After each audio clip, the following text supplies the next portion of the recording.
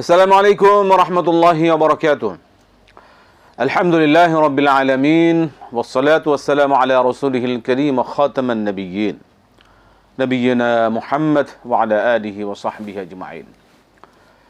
সুপ্রিয় দর্শক, পৃথিবীর যে প্রান্ত থেকে আপনারা এই মুহূর্তে এটেন বাংলা টিভি স্ক্রিনের সামনে আছেন, সকলকে স্বাগত জানাচ্ছি এটেন বাংলার বিশেষ আয়োজন ইসলামী সাওয়াল-জবাব সরাসরি। প্রিয় দর্শক, আপনাদের জীবনের সকল বিষয়, যে কোনো বিষয় আপনাদের যে কোনো প্রশ্ন ইসলামিক শরিয়ার আলোকে জানতে আপনি সরাসরি আমাদের সরাসরি অনুষ্ঠানে আয়োজনে আপনি ফোন করে প্রশ্ন করে আপনার প্রশ্নের জবাব জানতে পারবেন। আমি আছি আপনাদের সাথে একেএম ফিরোজ। আমাদের সাথে আজ স্টুডিওতে উপস্থিত আছেন আমাদের সকলের শ্রদ্ধেয় শেখ প্রফেসর আনম রশিদ আহমদ মাদানী হাফিজাহুল্লাহ। আসসালামু আলাইকুম ওয়া রাহমাতুল্লাহি ওয়া বারাকাতুহু। ওয়ালাইকুম সালাম ওয়া রাহমাতুল্লাহি ওয়া বারাকাতুহু। শেখ বারাকাল্লাহু ফীকুম। জাযাকাল্লাহু খাইরান। ওয়া ইয়াকুম আহসানাল্লাহ। আপনাকে স্বাগত। দর্শকদের সরাসরি এই বিষয়ে ইনশাআল্লাহ আমরা আপনার কাছে আসবো দর্শকদের বিষয়গুলো জানার জন্য। প্রিয় দর্শক, একটা বিষয় অবশ্যই আপনারা মনে করে সহযোগিতা করবেন যারা আমাদের সাথে যুক্ত হচ্ছেন। আপনি যখন কথা বলবেন, আপনি যে টেলিভিশন দেখছেন, টেলিভিশন ভলিউমটা কমিয়ে আমাদের সাথে কথা বলুন, এটাই অনুরোধ রাখছি। আমরা শুরু করবো আজকের আয়োজন।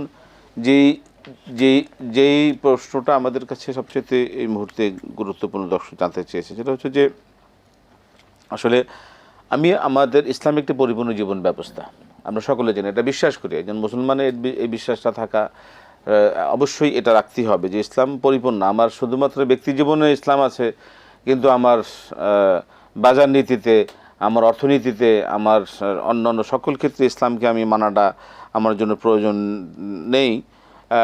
এই ক্ষেত্রে আসলে ইসলামিক বিধানটা কি মোহতারাম? اللهم لك الحمد كما ينبغي لجلال وجهك وعظيم سلطانك وصل وسلم على عبدك ورسولك وآله وصحبه ومن تبعهم بإحسان إلى يوم الدين. اللهم لا علم لنا إلا ما علمتنا إنك أنت العليم الحكيم. ধন্যবাদ আপনাকে। একটি গুরুত্বপূর্ণ বিষয় আমাদের সামনে আপনি নিয়ে এসেছেন। এটা বড় সমস্যা মুসলিম উম্মার, যে ইসলামকে মনে করা হয় যে ইসলামে কিছু বিষয় বিশ্বাস করতে হয়, আল্লাহ, রাসূল, পরকাল, কিতাব, আখিরাত ইত্যাদি, আর কিছু ইবাদত, সালাত, তা 5 ওয়াক্ত সালাত, রমাদানের সিয়াম, যাকাত যার উপরে ফরজ সে দিবে, হজ করবে না। ইসলাম আসলে একটি পরিপূর্ণ জীবন ব্যবস্থা। এই যে পরিপূর্ণতার সার্টিফিকেট স্বয়ং আল্লাহ দিয়েছেন, আল ইয়াউমা আকমালতু লাকুম দীনাকুম, আজ তোমাদের জন্য দিনকে পরিপূর্ণ করে দেওয়া হয়েছে। এই পরিপূর্ণ দিন আল্লাহ ঘোষণা দিয়েছেন। আবার মুমিনদেরকে কি বলেছেন? ইয়া আইয়ুহাল্লাযিনা আমানু উদখুলু ফিস সিলমি কাফা, হে যারা ঈমান এনেছো, তোমরা এই দিনে পরিপূর্ণরূপে প্রবেশ করো। তো পরিপূর্ণ দিন প্রবেশ করতে হবে পরিপূর্ণভাবে। ইসলামকে খণ্ডিত করা যাবে না। ইসলামের মূল উৎস হচ্ছে কোরআন। কোরআন সম্পর্কে আল্লাহ সুবহানাহু ওয়া তাআলা বলেছেন, আফাতুমিনুনা বিবাদিল কিতাবি ওয়া তাকফুরুনা বিবাদ, তোমরা কি কিতাবের কিছু মানবে আর কিছু অস্বীকার করবে? না, এটা চলবে না। তো এরপরে কঠিন কথা বলা হয়েছে, ফামা জাযাউ মান ইয়াফআলু যালিকা মিনকুম ইল্লা খিজিয়ুন ফিল হায়াতিদ দুনিয়া ওয়া ফিল আখিরাতি ওয়া ইয়াউমাল কিয়ামাতি ইউরাদ্দুনা ইলা আশাদ্দিল আযাব। ভয়াবহ চিত্র, যে যারা এই কাজটি করবে, মানে খণ্ডিত করবে কোরআনকে, খণ্ডিত করবে ইসলামকে, কিছু মানবে কিছু মানবে না, তাদের পরিণতি ভালো না। এই দুনিয়াতে তাদের জন্য রয়েছে লাঞ্ছনা, অপমান। এটা বোঝার জন্য কি গবেষণা দরকার যে মুসলিম উম্মাহ সারা পৃথিবীতে আজকে লাঞ্ছিত, অপমানিত। এই পৃথিবীর লাঞ্ছনা তো শেষ না। ওয়ায়ুরাদ্দুনা ইয়াউমাল কিয়ামাতি আশাদ্দিল আযাব, কিয়ামতের দিন তাদেরকে কঠিন শাস্তির দিকে হাঁকিয়ে নিয়ে যাওয়া হবে। যেতে চাইবে না, তারপর তাদেরকে জোর করে নিয়ে যাওয়া হবে। আল্লাহ এই ভয়াবহ পরিণতি থেকে আমাদের আল্লাহু আকবার। এই যে তোমরা যা করো, মানে মসজিদে মানো, বাজারে মানো না। হুম হুম হুম হুম তোমরা মসজিদে মানো, শিক্ষায় মানো না, সংস্কৃতিতে মানো না। মানো না। ওই যে আল্লাহ রাব্বুল আলামিন গাফেল না, আল্লাহ জানেন, সব তোমরা দেখতেছেন, যা করো সবটাই জানো। সব দেখতেছেন। মোহতারাম, এই বিষয়ে আরো অনেক স্পেসিফিক জানা রয়েছে। একজন দর্শক অপেক্ষা আছেন, ফোনটা নিচ্ছে আমরা। জি দর্শক বলুন। আসসালামু আলাইকুম। ওয়ালাইকুম আসসালাম রহমতুল্লাহ। জি বলুন, কি প্রশ্ন আপনার? হুজুর, জি আমি অনেক অসুস্থ প্যারালাইসিস, আমি ঘরে নামাজ পড়ি। জি জি আসর, মাগরিব এবং ফজরে আজানের পরে আমি তাহিয়াতুল নামাজ পড়তে পারবো কিনা?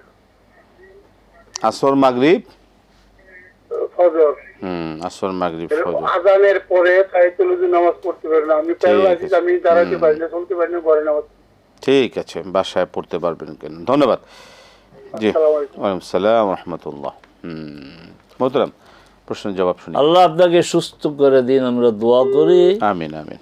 আপনার কণ্ঠ থেকে বুঝলাম যে আপনি মাঝে মধ্যে আমাদেরকে প্রস্তুত করেন। হুম ফজরের সময় আপনি তাহিয়াতুল ওযু পড়ার দরকার নেই। আপনি যে সুন্নত 2 রাকাত পড়বেন, এই 2 রাকাতেই আপনি তাহিয়াতুল ওযুর নিয়ত করবেন, আল্লাহ সওয়াব দিবেন।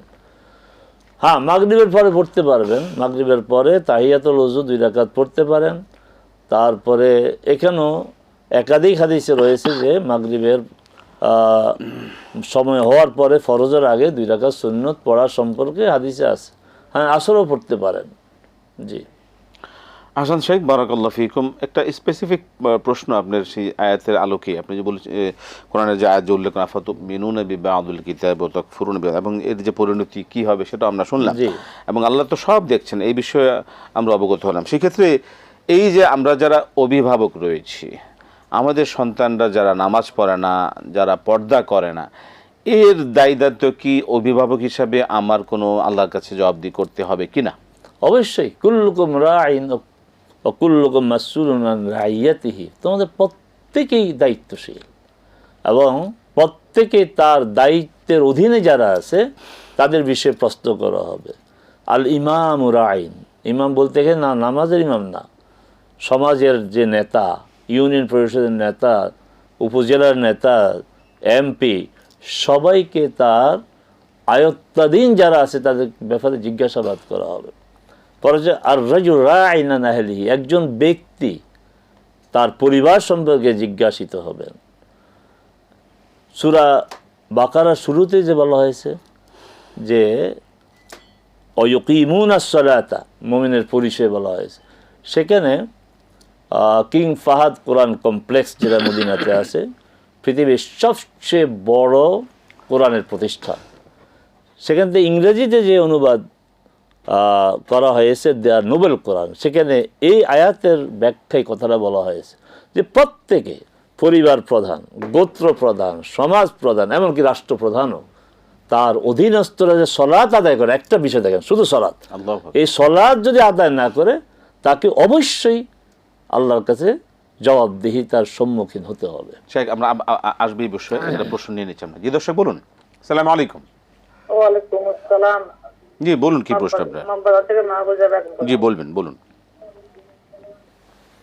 বলুন, কি প্রশ্ন আপনার? আমি গত বৃহস্পতিবার প্রশ্নটা করেছিলাম, বুঝিনি একটা প্রশ্ন।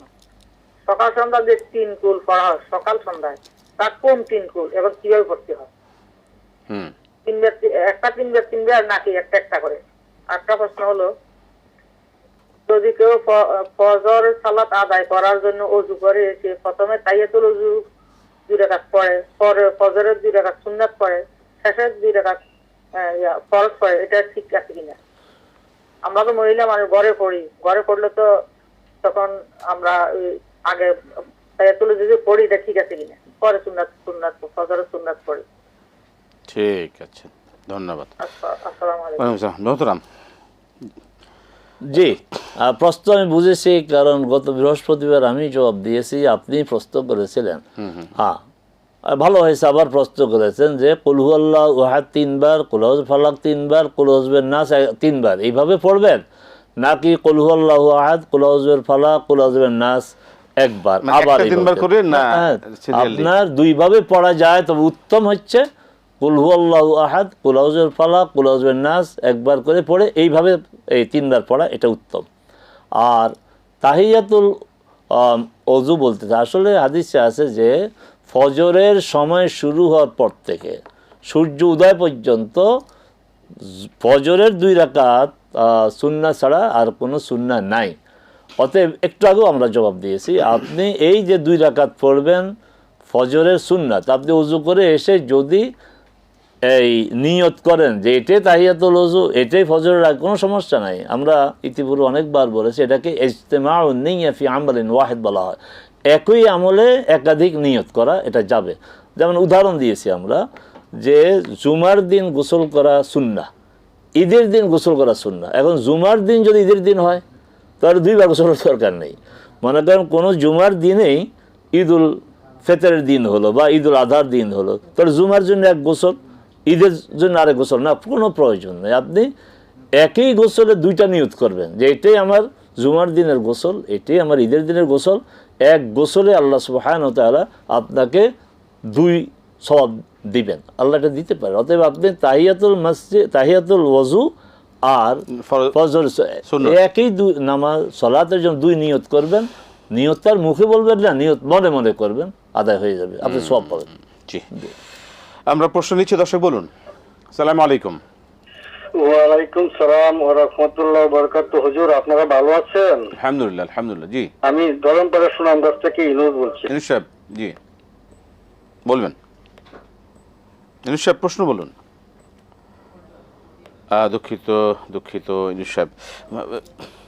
জি মোহতারাম, যে প্রশ্নটা আপনি একটু আগে একটা বিষয় আলোকপাত করছিলেন যে আসলে আমরা যারা অভিভাবক রয়েছি, আমরা আমাদের সন্তানের গাফিলের জন্য, সন্তানের বেপরদার জন্য, সন্তানের নামাজ না পড়ার জন্য আমরা এই অভিভাবকরা কতটুকু দায়বদ্ধ, আল্লাহর কাছে এই জন্য কী জবাবদিহি করতে হবে?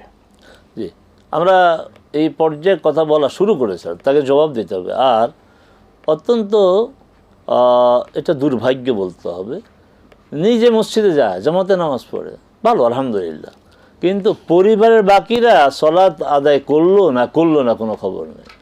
আপনি মসজিদে গেলেন ফজর নামাজ পড়ার জন্য, আপনার ছেলেমেয়েরা ঘুমায়, আপনি যাওয়ার সময় দেখলেন ঘুমায়, এসেও দেখলেন ঘুমায়, তা আপনি যে মসজিদে গেলেন তা আপনি তো খুব স্বার্থপর। আপনি নিজে জাহান্নাম থেকে বাঁচতে চান, আপনি নিজে জাহান্নাম থেকে বাঁচতে ছিল হবে না তো, এটা কোরআন বিরোধী। কারণ আল্লাহ সুবহানাহু ওয়া তাআলা বলছেন ইয়া আইয়ুহাল্লাযীনা আমানু কু আনফুসাকুম ওয়া আহলিকুম নারা। এই আয়াতের অনুবাদ অধিকাংশ আলেমরা ভুল করে, অধিকাংশ কি করে, জাহান্নাম থেকে নিজকে, আপনার জাহান্নাম থেকে নিজে বাঁচো, পরিবারকে বাঁচাও, ভুল অনুবাদ। আসলে হবে জাহান্নাম থেকে নিজকে বাঁচাও এবং পরিবারকেও বাঁচাও। তো আপনি জাহান্নাম থেকে বাঁচতে চান, টাইমলি উঠলেন, এমন হইতে পারে তাহাজ্জুদ পড়েন। আমরা তো এই সমাজের এমন সমাজ জানি যে আপনি তাহাজ্জুদের জন্য উঠলেন, তাহাজ্জুদ পড়লেন, মসজিদে গেলেন, জামাতে সালাত আদায় করলেন, এদিকে আপনার ছেলেমেয়েরা সব ঘুমিয়ে আছে। আপনি নিজকে জাহান্নাম থেকে বাঁচাতে চান, পারবেন না। এবং বলা হয়েছে নিজে জাহান্নাম থেকে বাঁচো এবং তোমার পরিবারকেও জাহান্নাম থেকে বাঁচাও। অতএব আপনি একা একা ফরজ আদায় করবেন আর আপনার পরিবারের লোকরা সালাত আদায় করবে না, পরিবারের লোকরা আপনার প্রাপ্তবয়স্ক ছেলে মেয়েরা, সামনে পরীক্ষা আছে, এরা রোজা রাখলে তো কষ্ট হবে, মানে এত সদয় হয়। আল্লাহর বান্দার প্রতি আল্লাহর দয়া মায়া অনেক বেশি আপনার চেয়ে, দয়াকে, রহমতকে 100 ভাগ করে 1 ভাগ মাত্র আল্লাহ রাব্বুল আলামিন পৃথিবীতে ছেড়ে দিয়েছেন। সেই আদম আলাইহিস সালাম থেকে শুরু কিয়ামত পর্যন্ত 1 ভাগ দিয়ে চলে। তো এই ছেলেটির প্রতি দরদ আল্লাহর বেশি, আপনার প্রতি বেশি। আর আপনি তাকে সামনে পরীক্ষার জন্য আপনি বলেন যে থাক, একটু ঘুমাচ্ছে, তারপরে রোজারা রাখতেছে না, কষ্ট হবে, পড়াশোনা করতেছে না, আল্লাহর কাছে আপনাকে জবাব দিতে হবে, আপনি পার পাবেন না। আল্লাহ পাক আমাদের হেফাজত করুন। জি শেখ, আমরা একটা প্রশ্ন নেই। জি দর্শক বলুন। আসসালামু আলাইকুম। ওয়ালাইকুম আসসালাম। জি বলুন, কি প্রশ্ন? আমি বরিশাল থেকে বলছিলাম। বলুন। আমার 2টো প্রশ্ন ছিল। প্রশ্নটা হলো এই যে আমি এক সময় চাকরি করতাম, তখন আমি কিছু স্বর্ণগয়ন কিনেছি। এখন আমি চাকরি করি না, আমার স্বামীর উপর নির্ভরশীল। সেই স্বর্ণের জাকাত আমার হাজবেন্ড দিতে নারাজ। হ্যাঁ, এখন আমি যদি তার পকেট থেকে কিছু টাকা নেই এবং সেটা জাকাতে দেয়, সেটা আমার হবে কিনা, 1 নম্বর প্রশ্ন। আপনি যে টাকা না, শুনেন, আমি যদি সুন্নত নামাজে জি, আপনি যে টাকাটা নেবেন এটা কি জানায় নেবেন না না জানায় নেবেন? না জানাই নেবো, সে তো দিতেই নারাজ একদম জাকাত। আর আমি আচ্ছা, তো আচ্ছা। জাকাত দিতে চাচ্ছি, স্বর্ণও বিক্রি করতে দিবে না আচ্ছা আচ্ছা, এবং টাকাও সে দিবে না। তার কাছ থেকে যদি না জানাই আমি টাকাটা নেই, সেটা আমার সেই জাকাতটা আমার জাকাত আদায় হবে কিনা, মোতাবেক হবে কিনা। জাকাত আদায় হবে কিনা এবং এই টাকাটা নেওয়া জায়েজ হবে কিনা। জি ধন্যবাদ। হ্যাঁ, সে 1 নাম্বার। 2 নাম্বার হলো জি, জি। আমি যদি আমার 2 নম্বর প্রশ্ন হলো, আমি যদি সুন্নত নামাজে সূরা কুল হুয়াল্লাহ পড়ি, সেই আবার ফরজে কি সেই সূরা কুল হুয়াল্লাহ পড়া যাবে কিনা? সূরা ইখলাস সুন্নত ফরজ সব জায়গায় পড়া যাবে কিনা? যাবে কিনা। আর একটা হলো, আমি যখন রাত্রে শোবো তখন উযু ছাড়া আতাল কুরসি পড়া যাবে কিনা? ওযু ছাড়া আয়াতুল কুরসি, কুরসি ওযু ছাড়া, ঠিক আছে। ওয়ালাইকুম সালাম ওয়া রাহমাতুল্লাহি ওয়া বারাকাতুহু। জি ধন্যবাদ। শেখ, আমরা আলোচনা শুনছিলাম কিন্তু এই প্রশ্ন জবাবগুলো আমরা শুনবো একটু। জি জি, আপনি যে প্রশ্ন করলেন এই প্রশ্নে তো আপনার স্বামীও শোনার কথা, যদি শুনে জি জি জি আর আমরাও জবাব দেব না। আপনার স্বর্ণের মালিক তো আপনি। আপনি বলেছেন আপনি চাকরি করে স্বর্ণ নিজের টাকা এটা কিনেছেন। কেনা। যার সম্পদ, সেই সম্পদের মালিক যিনি, তিনি জাকাত দিবেন। আপনার স্বামী আপনার এই জাকাত দিতে বাধ্য নন। সম্পদের উপর মালিকের উপর জাকাত ফরজ। 2 নম্বর হচ্ছে আপনার স্বামীকে না জানিয়ে টাকা নেবেন। হ্যাঁ, স্বামী স্ত্রীর সম্পর্ক মধুর সম্পর্ক, না জানিয়ে টাকা নিলে যদি স্বামী রাগ করে তাহলে বোঝা গেল সম্পর্ক অত সুবিধার না।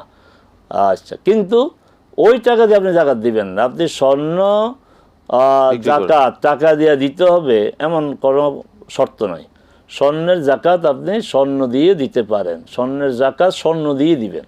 আপনি স্বর্ণের বিক্রির দরকার নেই। ওই পরিমাণ আপনার 2.5% হিসাবে জাকাত দিয়ে দিবেন। যে আপনি এখানে স্বামী দিতে চায় না, রাজি না, স্বামী ঠিকই আছে, আপনার জাকাত সম্পদের জাকাত উনি দিতে বাধ্য নন। জি, ঠিক আছে। আর পরে হচ্ছে যে সুন্নতে কি আপনি যদি সুন্নতে যে সূরা পড়েন, ফরজও ওই সূরা পড়তে পারেন, সমস্যা নেই, কোনো সমস্যা নেই। আর 3 নম্বর হচ্ছে আয়াতুল কুরসি ওযু ছাড়া পড়তে পারবেন কিনা? হ্যাঁ, পড়তে পারবেন। আয়াতুল কুরসি পড়বেন, সূরা সাজদা পড়বেন, সূরা মুলক পড়বেন। এই মুখস্থ পড়ার জন্য ওযু প্রয়োজন নাই। ঠিক আছে। যে আমরা প্রশ্ন যাচ্ছি, যে দর্শক বলুন। আসসালামু আলাইকুম। আসসালামু আলাইকুম। ওয়ালাইকুম সালাম রাহমাতুল্লাহ। জি বলুন, কি প্রশ্ন? হুজুর, আমি তো আমার অনেকদিন আমি অতীতে যে নামাজগুলো আমি পড়ি নাই, কিভাবে আমি কাজা নামাজ পড়বো? আচ্ছা, পূর্বে অনেক নামাজ আপনার ছুটে গেছে তো? জি। আর 2 নম্বর প্রশ্ন হলো, আমার মা অসুস্থ, আমি মায়ের জন্য কি করতে পারি? মা অসুস্থ, সন্তান কি করতে পারেন? কি দোয়া করবো? আমার মা অনেকদিন ধরে অসুস্থ হয়ে পড়ে আছে। মা অসুস্থ, সন্তান কি দোয়া করবেন? জি, আর শুধু আমার এই 2টা প্রশ্ন। আসসালামু আলাইকুম। ঠিক আছে, ধন্যবাদ ধন্যবাদ। আমরা শুনবো, আপনি শুনুন, এক এক করে জবাব দিচ্ছেন। মোহতারাম, প্রশ্ন শুনলেন। প্রথম প্রশ্ন হলো, আমার অনেক পূর্বের নামাজ ছুটে গেছে। পূর্বের যে সালাত ছুটে গিয়েছে, আপনার ইচ্ছা করে নাকি অনিচ্ছা? ইচ্ছা অনিচ্ছা দুটাই হতে পারে। আচ্ছা, ইচ্ছা করে নামাজ বাদ দেওয়ার সুযোগ মুমিনদের নেই, সালাত আদায় করতেই হবে। অনিচ্ছাকৃত সালাত বাদ যাওয়ার 2টা কারণ হতে পারে, একটা ভুলে যাওয়া আর একটা হচ্ছে ঘুম। এই ক্ষেত্রে রাসূল সাল্লাল্লাহু আলাইহি ওয়াসাল্লাম বলেছেন, কেউ যদি সালাত আদায় করতে ভুলে যায়, যখন স্মরণ হবে সাথে সাথে পড়ে নেবে, দেরি করবে না। ঘুমের কারণে যদি হয়ে থাকে, ঘুম থেকে জেগে প্রথম কাজে হচ্ছে সালাত আদায় করা। বাকি থাকলে ইচ্ছাকৃত যে সালাতগুলো বাদ গিয়েছে, পড়তে পারেন না, এগুলি কোনো কাজা নেই। এই জন্য আল্লাহর কাছে তওবা করবেন, ইস্তিগফার করবেন, কান্নাকাটি করবেন। আর এখন থেকে বেশি বেশি করে যে সুন্নাহ সমর্থিত নফল সালাতগুলো আছে, সুন্নাহ সালাতগুলো আছে, এগুলি পড়বেন। সালাতুদ দুহা পড়েন, তারপরে সালাতুজ জাওয়াল পড়েন, তাহাজ্জুদ পড়েন। এগুলি পড়ে পড়ে আল্লাহর কাছে ক্ষমা চান। নফল সালাতগুলি বেশি বেশি আদায় করা। আমরা একটা প্রশ্ন আছে, একজন দর্শক অপেক্ষা আছেন, প্রশ্নটা নিয়ে নিচ্ছি। জি দর্শক বলুন। আসসালামু আলাইকুম। ওয়ালাইকুম আসসালাম ওয়া রাহমাতুল্লাহি ওয়া বারাকাতুহু। জি বলুন। মনে করেন যে যে 4 রাকাত সুন্নত আদায় করি সাথে আমি তাহিয়াতুল ওযু নিয়ত করি এবং মাগরিবে আমি 2 রাকাত সুন্নত আপনাদের চ্যানেল থেকে শুনে শুরু করছি। ওই সুন্নতের সাথে আমি মনে করেন যে তাহিয়াতুল ওযু নিয়তটা করি, ফজরও তাই করি। এখন এটা হবে কি না এই একটা 2 নম্বর কোরআন তেলাওয়াতের ব্যাপার। আমি মনে করেন যে অর্থ সহ ব্যাখ্যা তেলাওয়াত করতেছি, এখন মনে করেন যে সূরাগুলি এখন ওগুলা মানে স্মরণ করতে পারি না। যাই হোক, এখন আমার অর্থ সহ পড়া কি হয় এটা না আমার সমস্যা আছে। সূরাগুলি অর্থসহ তেলাওয়াত কি আপনি নিয়মিত করেন? হ্যাঁ হ্যাঁ হ্যাঁ আলহামদুলিল্লাহ এই করতেছি। সেই ক্ষেত্রে আমি যে অন্য সূরাগুলো আর কি করতে পারতেছি না। অন্য সূরাগুলো যেগুলো পড়ে থাকেন সেগুলো পড়া যায় না। হ্যাঁ, সূরা ইয়াসিন, হ্যাঁ, রহমান, সেটা কি মানে সেটা কি বেঠিক হচ্ছে কিনা এটাই প্রশ্ন। কোনটা এটা পড়ে কাহাতটা পড়ি এটা ঠিক আছে। ঠিক আর আছে। 3 নম্বর প্রশ্ন হচ্ছে দরুদ। জি, দরুদ শরীফ, দরুদ ইব্রাহিমতে পড়া বেশি সব আমার জন্য। দরুদ দেখতে বেশি উপকার পেয়েছে আমার জন্য এই আর কি। আসসালামু আলাইকুম। দরুদের চেয়ে বেশি উপকার কোনটা বললেন? হ্যাঁ, ওই যে দরুদ ইব্রাহিম যেটা ওইটা আপনি মানে ওইটাই হ্যাঁ ওইটা উত্তম কিনা সবচেয়ে বেশি? ঠিক আছে, জি জি ধন্যবাদ যে আমরা প্রশ্ন পেয়েছি। ওয়ালাইকুম আসসালাম রাহমাতুল্লাহ। মা অসুস্থ, সন্তান কি দোয়া করতে পারেন? মা অসুস্থ, আল্লাহর কাছে তার সুস্থতার জন্য দোয়া করবেন, আল্লাহ যেন তাকে সুস্থ করে দেন। আর যদি আল্লাহ সুবহানাহু ওয়া তাআলা তার নির্ধারিত সময়ে মৃত্যু যখন হবে তখন আল্লাহ যেন তাকে ঈমানের সাথে মৃত্যুবরণের তৌফিক দেন, এই দোয়াই তো করবেন। খাতামা বিল খায়র বলেন যেটা। জি। জোহরের সুন্নত এবং মাগরিবের সুন্নত ফরজের আগে এটা কি তাহিয়াতুল ওযু নিয়ত করে পড়া যাবে কিনা? জোহরের আগে তো আপনি হ্যাঁ নিয়ত করে পড়বেন, তবে জোহরের আগে আপনি ওই সুন্নতের মধ্যে নিয়ত, আমরা শুধু ফজরের কথা বলেছি যে ফজরের সময় হওয়ার পর থেকে সূর্য উদয় পর্যন্ত 2 রাকাত সুন্নত ছাড়া আর কোনো সালাত পড়া যাবে না, এই বিষয়ে হাদিস আছে। কিন্তু জোহরের ব্যাপারে তো এই বিষয়ে হাদিস নেই। জোহরে আপনি 2 রাকাত তাহিয়াতুল মধ্যে পড়তে চান পড়েন, ভালো, যত পড়তে পারেন ততই ভালো। আর ওখানে যদি 2 রাকাত করে 4 রাকাত পড়েন, প্রথম 2 রাকাত তাহিয়াতুল ওযু নিয়ত করতে পারেন, কিন্তু আলাদা পড়াই উত্তম। আর সেক্ষেত্রে মাগরিবের ফরজের আগে মাগরিবের একই কথা। জি, আলাদা পড়তে পারলে ভালো, ভালো না হলে আপনি করতে পারেন। অর্থসহ তেলাওয়াত উত্তম না অন্য? হ্যাঁ, অর্থসহ তেলাওয়াত উত্তম। কোরআন কি আল্লাহর কালাম, আপনি কি আল্লাহর বান্দি, আল্লাহর বান্দা বান্দি আল্লাহর কালাম, আল্লাহর কথাগুলি বুঝে পড়বে না, না বুঝে পড়বে, এটা তো ঠিক না। আমরা বলবো না যে পড়বেন না, আমরা বলবো পড়েন, তবে বুঝার চেষ্টা করবেন। অবশ্যই অবশ্যই। তারপর হচ্ছে দরুদ ইব্রাহিম কি উত্তম না? দরুদ ইব্রাহিম উত্তম, যেহেতু এই দুরুদ আমরা সলাতে আদায় করি, এই দুরুদেই সবচেয়ে উত্তম। তবে যদি এত লম্বা দুরুদ পড়ার মতো আমার সময় না থাকে, তাহলে কমপক্ষে আল্লাহুম্মা সাল্লি ওয়া সাল্লিম আলা মুহাম্মাদ এতটুকু বললে দুরুদ হয়ে যাবে, সংক্ষিপ্তভাবে ছোট করে আদায় করে। যে আমরা প্রশ্নে যাচ্ছি, দর্শক বলুন কে আছেন, কি প্রশ্ন? আসসালামু আলাইকুম। আসসালামু আলাইকুম। জি দুঃখিত, আমরা আপনাকে নিতে পারছি না লাইনটা। জি, পরবর্তীতে কে আছেন, সুযোগ পাচ্ছেন। জি, প্রশ্ন করবেন। জি, আসসালামু আলাইকুম। ওয়ালাইকুম সালাম রাহমাতুল্লাহ। জি বলুন, কি প্রশ্ন আপনার? আপনি আপনার টিভি যে দেখছেন সেটা টিভির ভলিউমটা কমিয়ে আপনি প্রশ্ন বলুন। বলুন। ভালো আছেন? আলহামদুলিল্লাহ আলহামদুলিল্লাহ। জি, আমার প্রশ্ন হলো আমার হাজবেন্ড আর কি আমাকে প্রত্যেক মাসে হাত খরচের জন্য ওনার সামর্থ্য অনুযায়ী আর কি, ভালো তো, আমাকে সামর্থ্য অনুযায়ী কিছু হাত খরচের টাকা দেন, কিন্তু বেশি দেওয়া ঠিক না। সামর্থ্য সংসারের যত খরচ, যে চাল ডাল পুরো মাসের বাজার ইয়ে করে না, আমাকে কিছু দেন। কিন্তু তারপরে দেখা যায় ওই যে বাড়তি যেগুলি মনে করেন মেহমান আসলে বিস্কুট আছে না, চা নাস্তা দিয়ে আমি ওনার টাকা দিয়ে আমি মানে কিনি, আমার শখের কিছু কিনি না। যে শাড়ি গয়না এইসব জন্য, কিন্তু আমি যে এই ব্যাপারটা করতেছি ওনার সেলটা তাকে দিতেছি, ভালো তো। এটার জন্য তো এটার জন্য কি আমি আল্লাহর কাছে সব পাবো নাকি আমার গুনাহ হবে? না না না, গুনাহ কেন হবে, সব জায়গায় গুনাহ নাই। জি, আর কোনো প্রশ্ন? আর ঠিক আছে, ধন্যবাদ ধন্যবাদ ধন্যবাদ, অনেক ধন্যবাদ ধন্যবাদ। মোহতারাম, শুনলেন প্রশ্ন? না, অনেক বড় প্রশ্ন। মূল প্রশ্ন, কথা কি? মূল কথা হচ্ছে যে হাজবেন্ড তাকে যে হাত খরচের জন্য টাকা দেয় তার থেকে সেটা যেটা বাঁচে হাত খরচের টাকাটাই তিনি সংসারের প্রয়োজন অনেক ক্ষেত্রে ব্যয় করেন। নিজের জন্য একান্ত যে ব্যয় করা সেটাকে অনেক সময় না প্রাধান্য না দিয়ে সংসারের প্রয়োজনীয় এটা ভালো।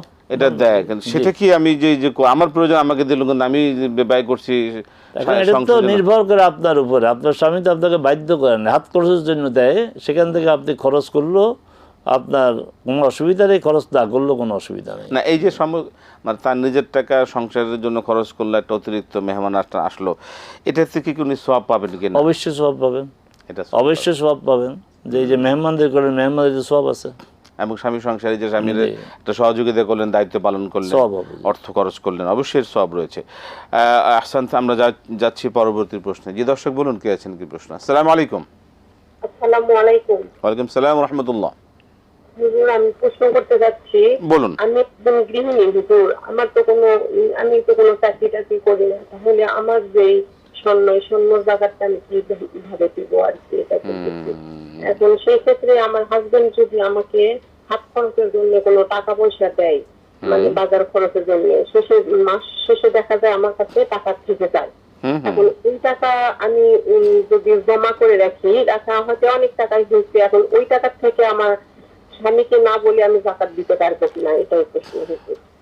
জি, অত্যন্ত জীবন ঘনিষ্ঠ, ধন্যবাদ আপনাকে। আমরা শুনবো আপনার বিষয়, আপনি শুনুন। জি জি, ধন্যবাদ। স্বামী হাত খরচের জন্য টাকা দেয়, সেই টাকা থেকে আপনি যদি কিছু বাঁচে, সেই উদ্বৃত্ত টাকা দিয়ে যাকাত দিতে পারবেন কিনা? আপনার সঙ্গে দিতে পারবেন, কারণ এই টাকাটা তো আপনাকে সে দেয়, সেটা আপনার কাছে চায় না যে মানে ওনাকে দেয়, মানে ওনাকে দেয় সংসার খরচের জন্য দেয়। যে পারবেন, অসুবিধা নেই। সেক্ষেত্রে তার অধিকার এখানে রয়েছে, তার মালিকানা, তার ইচ্ছের স্বাধীনতা যেখানে রয়েছে, এটাতে তিনি সওয়াব অবশ্যই সেটাতে জাকাতের আদায় করতে পারবেন, জাকাতের তার যে নির্ধারিত। আমরা প্রশ্ন যাচ্ছি, দর্শক বলুন। আসসালামু আলাইকুম। ওয়ালাইকুম আসসালাম। জি বলুন, কি প্রশ্ন? হুজুর, আমার একটা ব্যক্তিগত প্রশ্ন ছিল। বলুন।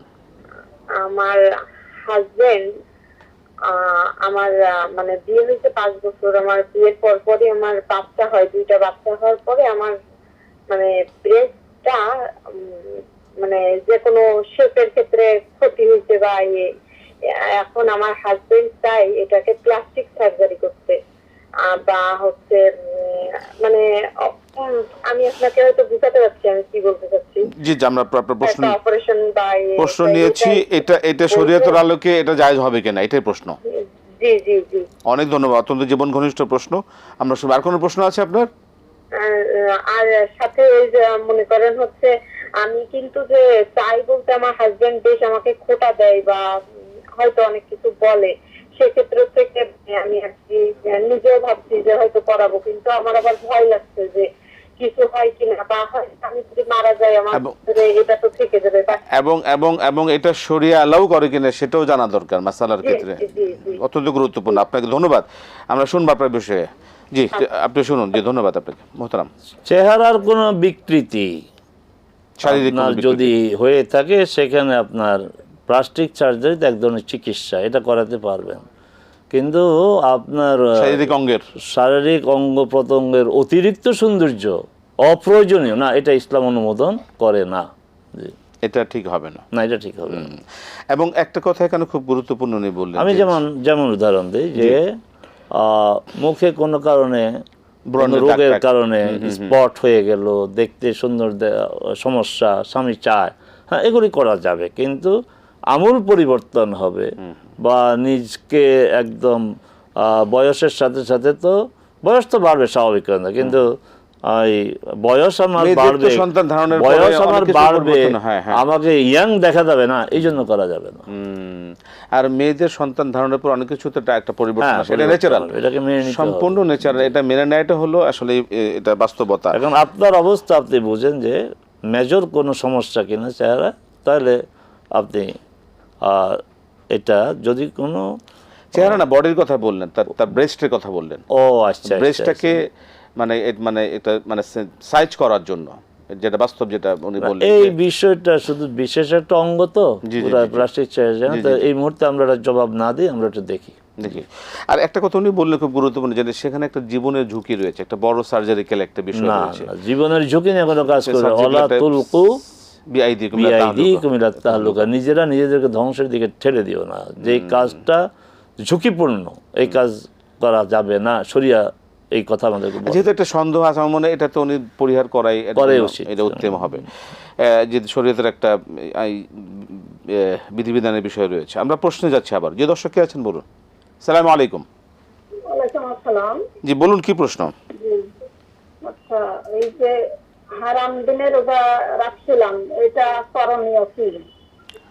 হারাম দিনে রোজা রেখেছেন, সেটা এখন কি করবেন আপনি? জি জি। আর আল্লাহর কাছে বলা যাবে না নাকি যে নামাজ রোজায় ভুল ত্রুটি হয়ে থাকলে ক্ষমা করার কথা, এবং ওই যে আপনার ফরজ নামাজ রোজায় ঘাটতি যদি হয়ে থাকে, সেই ঘাটতি নফল নামাজ রোজা থেকে ঘাটতি পূরণ করা যাবে কিনা, এটা বলা যাবে নাকি আল্লাহর কাছে? মানে আপনি ফরজ সালাত যেগুলো আপনার কাছ থেকে ছুটে গিয়েছে, সেগুলো অতিরিক্ত নফল নামাজ পড়ে এগুলো আল্লাহর কাছে চাওয়া, যে আল্লাহ আপনি নফল দ্বারা পরিপূর্ণ করে দেন। ঠিক আছে, ঠিক আছে। ঘাটতি পূরণ। আর ঘাটতি পূরণ, জি জি, প্রশ্ন হচ্ছে, বলুন বলুন। আমার বোন আমার ছেলের সাথে উমরা বা হজে যেতে পারবে কিনা? মানে ভাগিনের সাথে? জি জি, আমার ছেলের সাথে আমার চাচাতো বোন। ও মানে আপনার চাচাতো বোনের সাথে আপনার ছেলে যেতে পারবে কিনা? জি জি জি জি। খালা হয় সম্পর্কে, তাই না? জি, খালা চাচাতো, চাচাতো বোন। হ্যাঁ, চাচাতো খালার সাথে তিনি কি মাহরাম হয়ে হজে যেতে পারবেন কিনা? জি জি। অনেক ধন্যবাদ। জি জি জি, অনেক ধন্যবাদ। জি, আমরা শুনুন, শেখ জবাব দিচ্ছেন। শেখ শুনলেন, প্রথম প্রশ্ন, হারাম দিনে রোজা রেখেছেন, সেটার কি কাফারা দিতে পারবেন? হারাম দিনে আপনি রোজা রাখলেন কেন? এতটুকু তো আমাদের জানতে হবে যে বছরে 5 দিন রোজা রাখা হারাম। 2 ঈদের দিন, কোরবানির ঈদের পরে 3 দিন। যদি না জেনে রাখেন তা তো গুনাহ হবে না, আর জেনে শুনে যদি রাখেন তত গুনাহ হয়েছে। এই জন্য আল্লাহর কাছে ক্ষমা চাইবেন।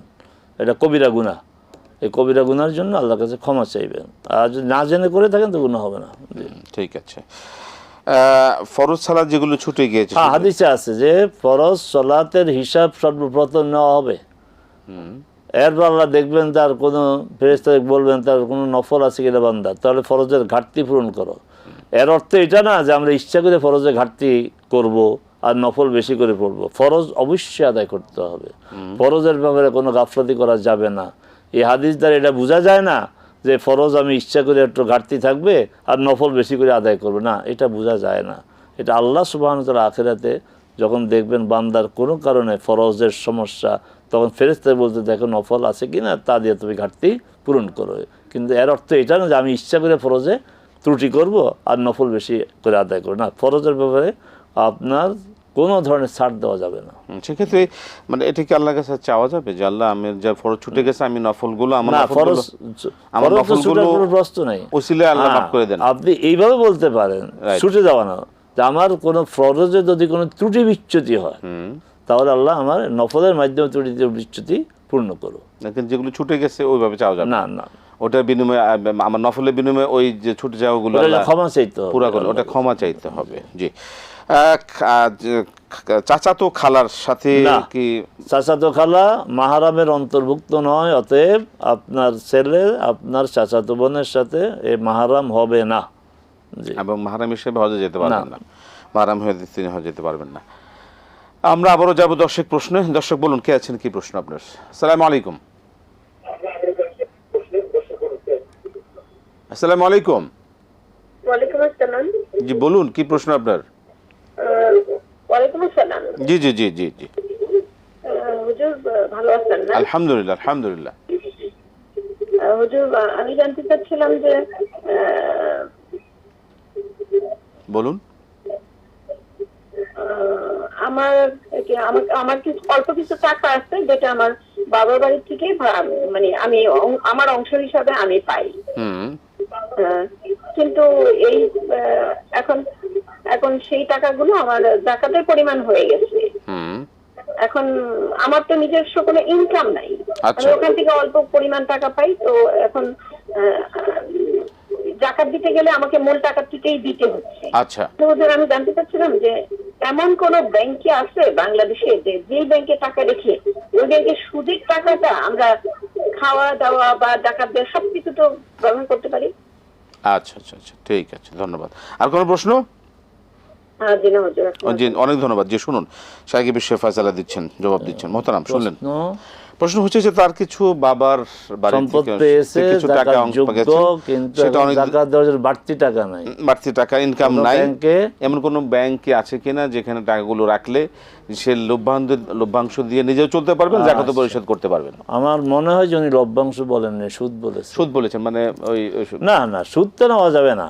হুম। সুদ ভিত্তিক ব্যাংকে যাওয়া যাবে না। সুদ হারাম। আমাদের আলহামদুলিল্লাহ এটিএন নতুন একটা আয়োজন করেছে। আপনারা তো এই টাইমে ঘরে থাকবেন, আমাদের তো দেখার সুযোগ হবে না। এই টাইমে মাগরিব হয় প্রতিদিন রোববার থেকে বৃহস্পতিবার 5:30 আমাদের এখান থেকে বিকেল 5:30 আমাদের অর্থ ব্যবস্থা ও ইসলাম এই শিরোনামে একটা প্রোগ্রাম যাচ্ছে। সেখানে আপনি এই বিষয়ে বিস্তারিত জানতে পারবেন।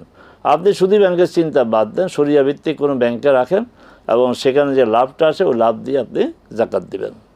জাকাত আপনি নিজের প্রয়োজনে তিনি নিজের প্রয়োজন করতে পারবেন। কিন্তু কোনো সুদী ব্যাংকের টাকা রেখে সেই সুদের টাকায় আপনি জাকাত আদায় করা বা এই খরচ করা, এটা ইসলাম জাকাত একটা ইবাদত। আপনি হারাম অর্থ দিয়ে তো এই ইবাদত করা যাবে না। হারাম দিয়ে এটার এই ইবাদত করা যাবে না এবং এটা করা উচিত হবে না। শেখ, দেখতে দেখতে সময়ের শেষ প্রান্তে আমরা চলে এসেছি। অনেকগুলো বিষয় অবগত হলাম, আলহামদুলিল্লাহ। আপনাকে অসংখ্য ধন্যবাদ। জাযাকাল্লাহ খায়র, বারাকাল্লাহু ফীকুম, আহসানতুম, মাশাআল্লাহ। প্রিয় দর্শক, সময় শেষ হয়ে গেল। আলহামদুলিল্লাহ, আপনাদের মূল্যবান প্রশ্নগুলো আমরা শুনছিলাম, সারা পৃথিবীব্যাপী সবাই শুনছিলেন এবং এর যে সমাধানগুলো কোরআন সুন্নাহর আলোকে আমরা শুনছিলাম, অত্যন্ত গুরুত্বপূর্ণ। প্রত্যেকটা বিষয় আমাদের জানা এবং এই যে জানলাম, এই জানা যেন আমরা মানতে পারি, আমাদের জীবনে বাস্তবায়ন করতে পারি। ইসলাম একটি পরিপূর্ণ জীবন ব্যবস্থা। প্রত্যেকটা বিষয়ের ক্ষেত্রে আমি কিভাবে খাবো, ঘুমাবো, আমার লেনদেন, সকল কিছু কিন্তু ইসলাম একটি বিধান আমাদের দিয়েছে, নিয়মকানুন দিয়েছে, পদ্ধতি দিয়েছে। সেগুলো আমরা জানবো। যত বেশি জানতে পারবো তত বেশি আমরা মানার ক্ষেত্রে আমরা এগিয়ে থাকবো। আল্লাহ পাক এইভাবে আমাদেরকে জানার এবং মানার তৌফিক দান করে এবং যা জানছি তা যেন আমরা আমাদের জীবনে বাস্তবায়ন করতে পারি। আল্লাহ পাক তা সহজ করে দেন। আজকে শেষ করছি, বিদায় নিচ্ছি। আসসালামু আলাইকুম ওয়া রাহমাতুল্লাহি ওয়া বারাকাতুহু।